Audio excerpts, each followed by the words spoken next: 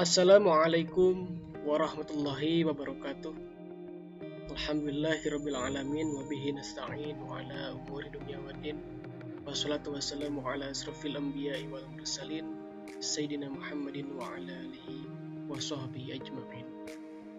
Amma ba'du. Pertama-tama kita panjatkan puji syukur kehadirat Allah Subhanahu wa taala yang mana pada kesempatan kali ini kita bisa bertatap muka lewat media. Salawat dan salam mudah-mudahan tercurah limpahkan kepada Habibana wa Nabiyana wa Maulana Muhammad Sallallahu Alaihi Wasallam.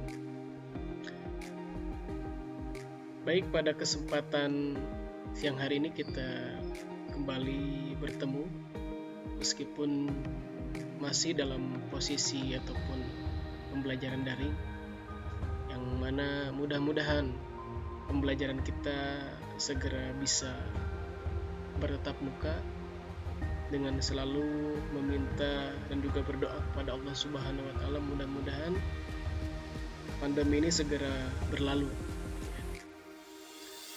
Oke, baik, sebelum kita lanjutkan kepada materi yaitu tentang perebutan hegemoni bangsa Eropa ke Indonesia. Silakan, kali lagi judulnya adalah perebutan hegemoni bangsa Eropa ke Indonesia. Maka kita sama-sama untuk berdoa, ya, sama-sama untuk berdoa sebelum belajar, meskipun kita tidak bisa langsung, namun untuk siswa-siswi Manfaat Sukabumi kelas 11 ini harus sama-sama melaksanakan kegiatan pembelajaran seperti biasanya dengan cara berdoa sebelum belajar, ya. Baiklah, bismillahirrahmanirrahim. Rabbi zidni ilman warzuqni fahma. Rabbi syrahli sadri wa yassirli amri. Allahumma akhrijna min dhulumatil wahmi wa akrimna binuril fahmi waftah alaina bima'rifatil ilmi wa nur wa nawwir qulubana kama nawarta syams wal qamar wa sahali abwaaba fadlika ya arhamar rahimin. Alhamdulillah, doa kita sama-sama sudah bacakan. Kemudian kita akan langsung masuk kepada pembelajarannya. Baiklah, untuk siswa-siswi Manfaat Sukabumi kelas 11 ini, kemarin kita sudah membahas tentang imperialisme dan juga kolonialisme, yang mana di sana juga sudah masuk alasan mereka masuk ataupun bangsa Eropa masuk ke Indonesia juga sudah dijelaskan. Dan pertemuan kali ini kita akan bahas tentang hegemoni, ya, ataupun tentang perebutan hegemoni bangsa Eropa. Kemudian hegemoni menurut bahasa adalah hegemonia, ya, ataupun juga bisa disebut kepemimpinan.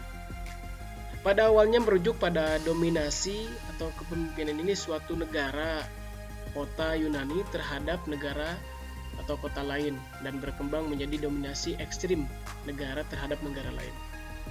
Itu menurut bahasa. Kemudian menurut istilah, sebuah rantai kemenangan yang didapat melalui mekanisme konsensus atau konsenso, ya, daripada melalui penindasan terhadap kelas sosial lain. Ada berbagai cara yang dipakai, misalnya melalui yang di masyarakat yang menentukan secara langsung atau tidak langsung struktur kognitif dari masyarakat tersebut, ya. Jadi yang menurut istilah ini adalah kemenangan yang melalui cara-cara ataupun hal-hal yang bisa dilakukan sesuai dengan kognitif dari masyarakat itu ataupun kebiasaan dari masyarakat itu. Kemudian juga ada yang mengatakan bahwa hegemoni juga diartikan sebagai kekuasaan, ya. Artinya bahwa perebutan hegemoni ini perebutan kekuasaan ataupun tentang perebutan kepemimpinan, yaitu bangsa Eropa yang masuk kepada Nusantara ataupun bangsa Indonesia ini. Kemudian bahasan hegemoni ini, yang pertama, nilai-nilai dan ideologi hegemoni ini diperjuangkan dan dipertahankan oleh pihak dominan sedemikian sehingga pihak yang didominasi tetap diam dan taat terhadap kepemimpinan kelompok penguasa. Hegemoni bisa dilihat sebagai strategi ataupun sebuah cara lah untuk mempertahankan kekuasaan negara Eropa. Negara Eropa yang dapat digolongkan sebagai negara yang paling awal dalam melakukan upaya untuk melakukan penguasaan hegemoni ataupun kepemimpinan dalam kaitannya dengan perdagangan di Asia Tenggara. Jadi bangsa Eropa ini adalah bangsa pertama yang melaksanakan ataupun melakukan dari hegemoni ini dengan perdagangan di Asia. Jadi melalui penjelajahan samudera yang sudah kita bahas sebelumnya. Jadi bangsa Eropa datang ke berbagai negara yang memang tujuannya lewat penjelajahan, kemudian yang ujung-ujungnya itu adalah menguasai. Karena kemarin juga sudah kita jelaskan tentang imperialisme dan juga kolonialisme. Oke, kita lanjutkan. Landasan dan tujuan bangsa Eropa adalah yang pertama, ini juga sempat dibahas sebelumnya, namun kita perjelas lagi, bahwasanya bangsa Eropa ini masuk kepada Nusantara ataupun ke negara-negara yang memang bisa mereka jangkau dan juga mereka sesuai dengan visi misi mereka. Yang mana tujuannya adalah yang pertama adalah gold ataupun untuk mendapatkan emas. Emas di sini bisa berkaitan dengan emas yang langsung seperti biasanya ataupun hal-hal di luar itu yang bersifat dengan keindahan ataupun saking luar biasanya maka disebut emas. Kemudian yang kedua adalah glory. Itu mereka bertujuan masuk ke Indonesia yaitu untuk mendapatkan suatu kejayaan. Bagaimana tidak akan berjaya ketika mereka menguasai sebuah negara? Bagaimana mereka tidak akan berjaya apabila mereka menguasai Nusantara ataupun penghasil dari rempah-rempah yang sangat luar biasa. Kemudian yang ketiga adalah gospel, yang merupakan istilah yang menggambarkan semangat negara-negara Eropa untuk menyebarkan ajaran agama Kristen, baik Katolik maupun Protestan ya, ke seluruh dunia. Jadi mereka ini memiliki 3 tujuan yang memang sudah menjadi landasan juga visi misi mereka untuk menguasai ataupun untuk menjadi negara yang kuat gitu kan, untuk mencapai sebuah kejayaan. Meskipun pada dasarnya awalnya mereka tidak berjaya saat itu karena tentang yang Konstantinopel yang sudah kita bahas sebelumnya ya. Runtuhnya Konstantinopel yang sudah kita bahas sebelumnya. Oke, kita lanjut.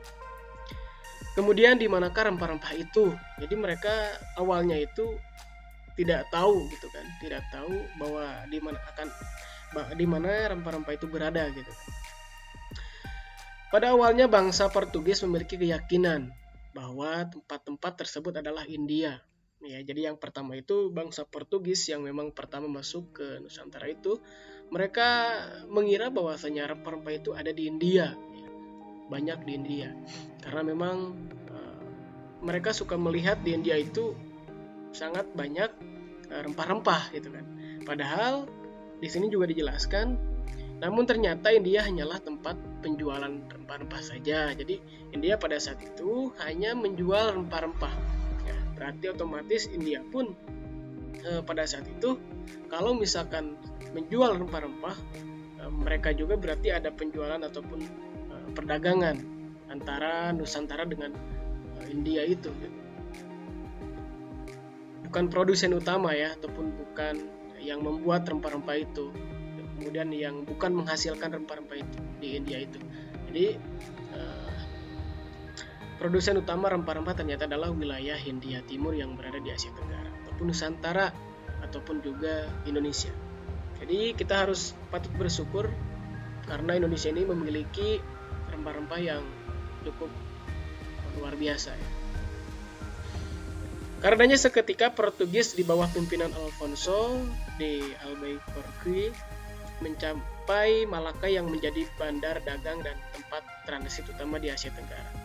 Untuk gambarnya ini di sebelah kanan di atas, ini adalah gambar dari Alfonso de Albuquerque mencapai Malaka yang menjadi bandar dagang dan tempat transit utama di Asia Tenggara. Portugis berusaha untuk melakukan monopoli ataupun hak tunggal perdagangan rempah-rempah gitu kan, pada saat itu. Oke, kita lanjutkan. Perebutan hegemoni, Portugis memiliki corak layaknya kerajaan maritim dengan basis berupa perbentengan yang tersebar dari pantai timur Afrika hingga Laut Timur ya. Jadi mereka sudah menyiapkan perbentengan untuk bersiap untuk masuk ke Malaka saat itu. Kemudian namun pada saat itu Portugis di Malaka memicu berbagai penolakan ya. Jadi ketika mereka masuk ke Malaka, namun Kesultanan Aceh dan Jepara terbukti melancarkan serangan-serangan ke Malaka untuk mengusir Portugis. Tidak sampai di situ saja, Portugis pada akhirnya harus diusir dari Malaka setelah terjadi persaingan dengan Belanda. Ya. Jadi tidak hanya Portugis saja di Malaka itu, jadi sudah ada Belanda, bahkan Spanyol juga udah ada gitu kan, meskipun ataupun Spanyol ingin datang juga ke tempat Malaka itu. Liku-liku politik dan ekonomi Portugis di Malaka tidak luput dari perhatian Spanyol ya. Karena akhirnya Spanyol juga ingin untuk pergi ke Malaka. Bermula dari ekspedisi ataupun bermula dari penglihatan yang dilakukan oleh Ferdinand Magellan ke arah barat. Spanyol pada akhirnya langsung menemukan tempat yang terjadi sumber utama rempah-rempah, yaitu Malaka. Jadi setelah tadi Portugis, kemudian Belanda ataupun Belanda di awal, kemudian Portugis masuk, dan selanjutnya Spanyol juga ingin menemukan rempah-rempah yaitu di Malaka. Namun ternyata Spanyol terlambat karena Portugis sudah berada di sana terlebih dahulu. Akhirnya Spanyol harus meninggalkan Maluku gitu kan. Jadi Spanyol juga karena sudah ada Portugis maka kembali lagi gitu kan. Inggris dan Belanda juga tidak tinggal diam dengan aktivitas Portugis dan Spanyol gitu kan. Karena tadi Portugis masuk, kemudian Spanyol juga tidak jadi karena Portugis sudah masuk, maka di sini Inggris tidak tinggal diam juga dengan aktivitas mereka yang sudah masuk ke Malaka ini. Akhirnya POC itu gabungan perusahaan-perusahaan dagang ya, itu artinya untuk kita ulangi lagi. Jadi POC atau yang artinya di Indonesia itu yaitu gabungan perusahaan-perusahaan dagang Belanda untuk perdagangan di Hindia Timur segera bergerak dan mulai melakukan persaingan dagang. Sebenarnya daerah yang menjadi fokus operasi mereka adalah Hindia Timur atau Indonesia. Hal tersebut berlangsung pada awal abad ke-17. Tujuan Inggris dan Belanda yang lain adalah menyingkirkan pengaruh Portugis dan Spanyol dari Asia Tenggara. Hal tersebut dapat dicapai oleh Belanda pada tahun 1641 dengan terusirnya Portugis dari Malaka. Akhirnya juga Portugis terusir oleh bangsa Belanda dan juga Inggris ya. Kemudian meskipun Inggris dan Belanda punya tujuan yang sama ataupun bersama-sama pada saat itu, namun ya sebenarnya mereka juga saling menjatuhkan karena di sini juga mereka pada tahun 1652 sampai 1654 mereka melakukan perang gitu kan, untuk saling menguasai, karena bangsa Eropa ini adalah bangsa yang mereka ingin menguasai Nusantara gitu kan. Jadi meskipun mereka di awal-awalnya saling bersama, namun pada akhirnya mereka juga ingin saling menjatuhkan. Untuk apa? Untuk kejayaan gitu kan, untuk penghasilan ataupun untuk hal-hal yang memang menguntungkan mereka masing-masing. Kemudian Inggris terpaksa harus memusatkan perhatian kembali ke India. Akhirnya Inggris pun bisa dikalahkan oleh Belanda, sehingga Inggris kembali lagi ke India untuk melakukan hal yang sama di India. Baik, demikian untuk pembelajaran kali ini. Mudah-mudahan bermanfaat ya. Kita baca doa setelah belajar dulu, ataupun doa kifaratul masjid. Bismillahirrahmanirrahim. Subhanaka Allahumma bihamdika asyhadu an la ilaha illa anta astaghfiruka wa atubu ilaik. Mudah-mudahan kita belajar hari ini meskipun online menjadi manfaat dan juga menjadi ilmu yang baik untuk kita di masa yang akan datang. Terima kasih. Wassalamualaikum warahmatullahi wabarakatuh.